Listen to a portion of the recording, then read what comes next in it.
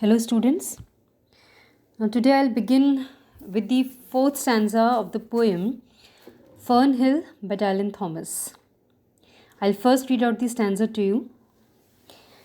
And then to awake, and the farm, like a wanderer white, with the dew, come back, the cock on his shoulder.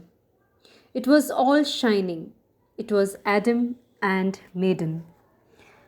The sky gathered again, and the sun grew round that very day.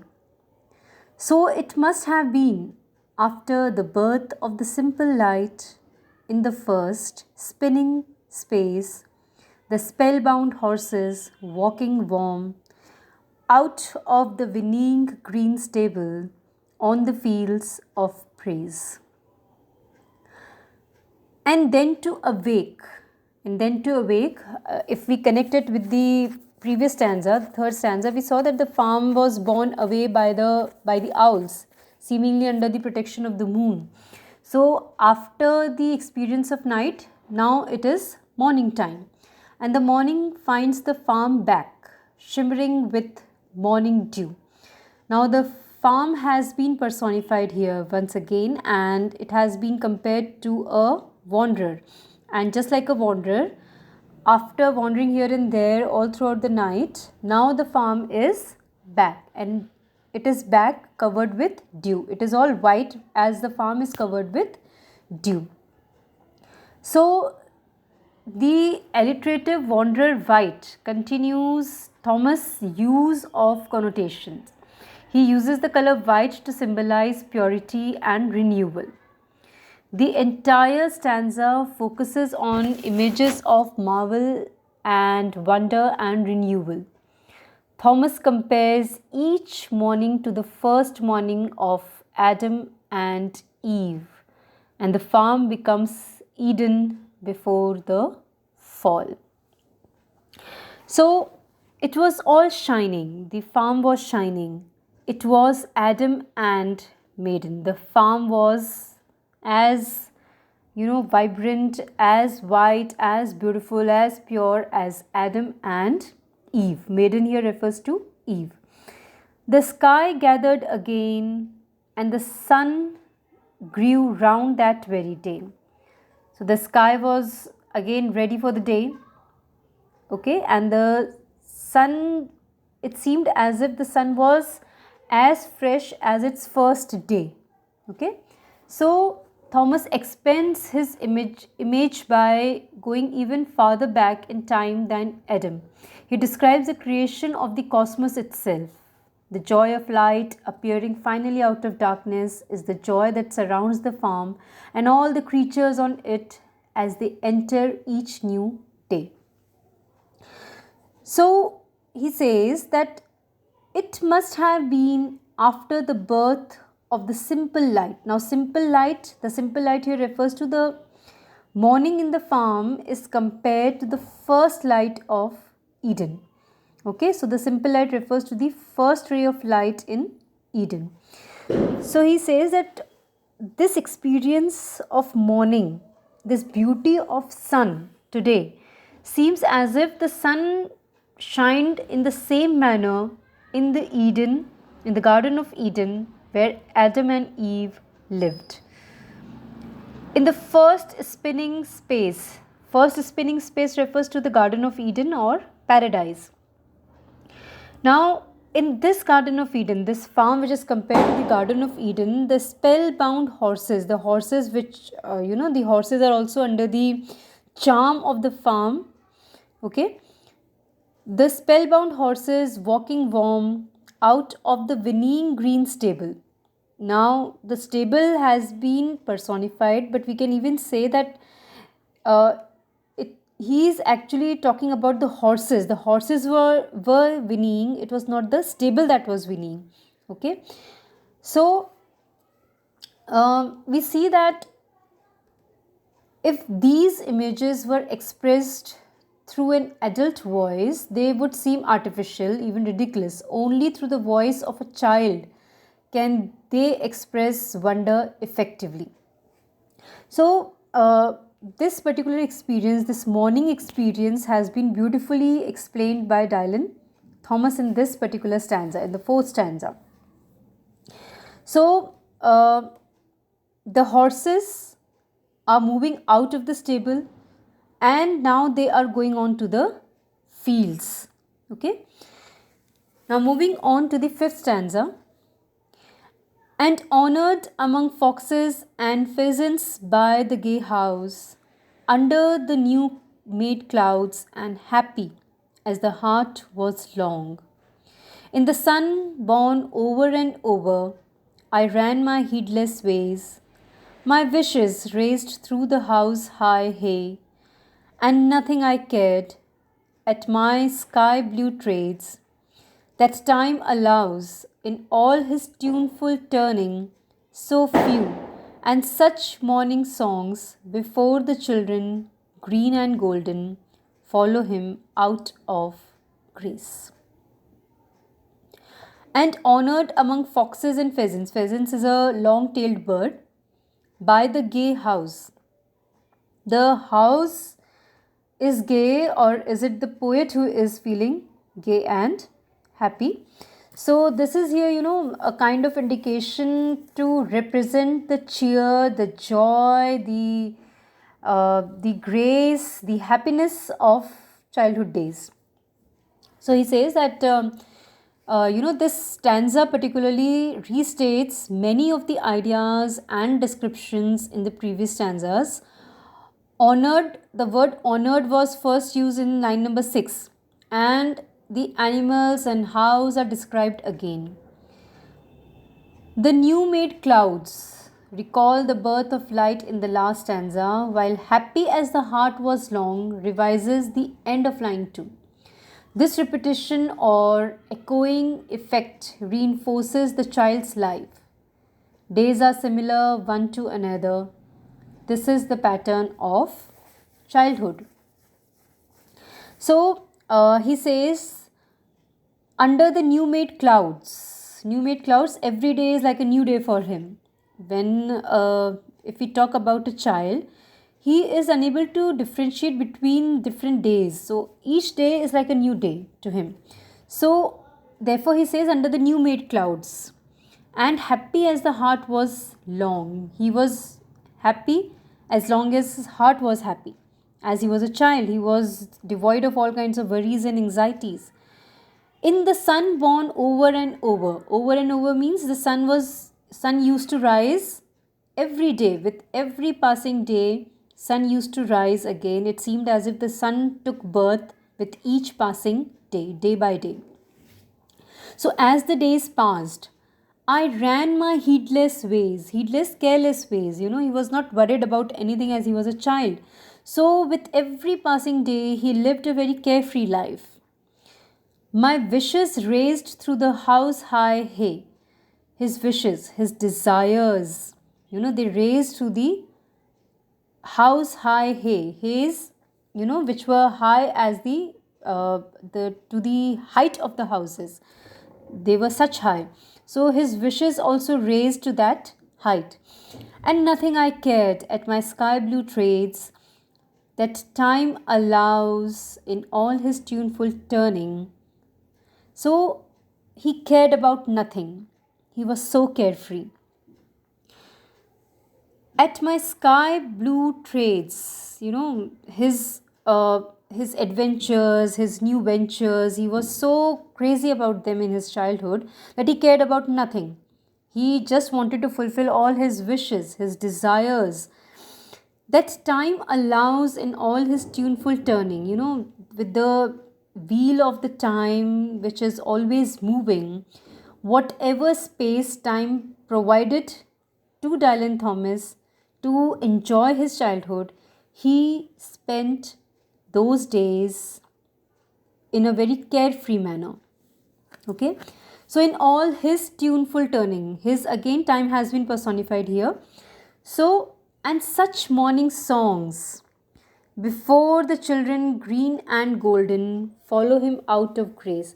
So till the time keeps on providing such beautiful morning songs before the children enter their adulthood or maybe the later years, till they are green and golden, they can enjoy their life, they can enjoy the graceful gifts of time, and they can enjoy everything that time provides to them till they maintain their innocence, their purity, their childishness. So, when the poet says, happy as the heart was long, he is directly indicating that it is up to an individual to feel happy. And a heart can feel happy, according to Dylan Thomas, till we are young, we are carefree, we are devoid of all kinds of worries. So, this repetition or echoing effect reinforces the child's life. Okay? The sun born over and over contrasts with the sun in the line 12, which is only young once. The child's carefree attitude is again described. The alliteration and assonance of house, high, hay reinforce this easy feeling. And with the last three words in line number 42, Thomas introduces the idea of loss. Time allows the child such mornings, but they will not last forever. Until this point, the details presented the idealized memories of childhood, recalling what it felt like to be free and easy, to feel that time was generous, giving endless sunny days. Now the adult perspective enters, mourning that the number of those glorious days is so limited. Thomas uses alliteration to create an image of the joyful song of time. However, the song is not for adults, it is only for children. Only the green and golden children can hear and feel those songs of nature. Now, coming to the final stanza of the poem. Nothing I cared in the lamp white days that time would take me up to the swallow thronged loft by the shadow of my hand in the moon that is always rising, nor that riding to sleep I should hear him fly with the high fields and wake to the farm forever fled from the childless land. Oh, as I was young and easy in the mercy of his means, time held me green and dying, though I sang in my chains like the sea. Nothing I cared in the lamb white days, in those childhood days, the days of innocence and purity. Nothing I cared, he cared about nothing. Now, this line restates line 42, and the word white again appears here, with its connotation of innocence, remembering the child's inability to understand the nature of time. These lines parallel the disappearance of the farm in lines 23-27, as the farm disappears in the night time once again. Instead of protective owls, however, it is time that takes the farm. So, Thomas says that he cared about nothing in his childhood days, and he never gave a thought to this thing that one day time would take him up to the swallow thronged loft. Swallow thronged loft. Swallow is an evening bird, thronged means crowded. So here actually symbolically he is talking about the later years of life, when a person loses the charm, the innocence, the purity of childhood, be it the adult age or the youth or the old age in the further years. So he says that he never realized the fact that time would once take him to that stage of life where he will be in a crowded place, crowded, surrounded by people, surrounded with worries, responsibilities, liabilities, anxieties of life. He says that up to the swallow thronged loft by the shadow of my hand. By the shadow of my hand means within a few years, within a few moments, and I will be in that stage of my life where I will lose all my happiness, that innocence, that purity, that free time that was gracefully given to me by time in my childhood. In the moon that is always rising, not that riding to sleep, I should hear him fly with the high fields. So, all in all, he's trying to say that just as the sun kept on rising, the moon also will keep on rising with every passing night.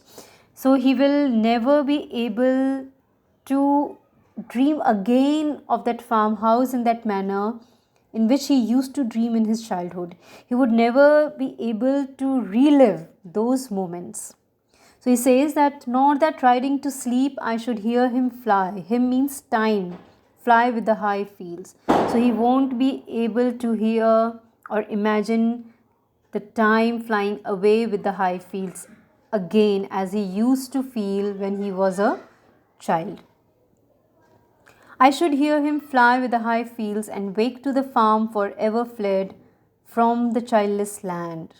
So he says that now when I am a grown up, maybe someday I'll wake up and find that the farm has fled away for always and is left behind a childless land. Oh, as I was young and easy in the mercy of his means. His here refers to the time. So he says that as I was young and easy, young and comfortable, young and free, in the mercy of his means, when I was a child, when time was graceful and merciful to give all his resources to me, to enjoy my childhood, to enjoy my life. At time held me green and dying, though I sang in my chains like the sea. So he says that I never realized the fact when I was a child that time held me green and dying, not green and golden. I was actually moving towards death with every passing day, with every passing year. I was moving ahead towards death. This he never realized till his childhood when he was living a very green and golden life. So, you need to mark here or, trace here the difference between green and golden and green and dying. Striking difference. And he says, though I sang in my chains like the sea. So he never realized that although he was singing in his childhood, but he was always in the chains of time. Like a sea is bounded. Similarly, his childhood was also bounded and he never realized that those chains around him of time. So, this particular stanza provides a poignant contrast to the beginning of stanza 4, when the child wakes up like Adam, overwhelmed by the glory of the world. Thomas effectively uses the alliterative phrases farm, forever fled to stress the loss. Time will no longer show his mercy in a childless land. This final transition from the remembered glories of childhood to the reality of the adult world is irrevocable. Thomas uses repetition of phrases from past stanzas to emphasize the sense of loss. Green and golden becomes green and dying. Okay? And green now becomes the color of decay. The emotional impact of this line is more easily felt than translated. The adult has become a prisoner of time. His life has boundaries like the sea. Time orders his movements just as the moon directs the motion of the sea. Okay? So just as the sea is directed, it is controlled, the movement of the sea is controlled with the changing phases of moon. Similarly, a person, an individual's life is controlled by time. So that's all for the explanation of the poem. And in the next video, I'll be giving you the summary and critical appreciation points. Thank you.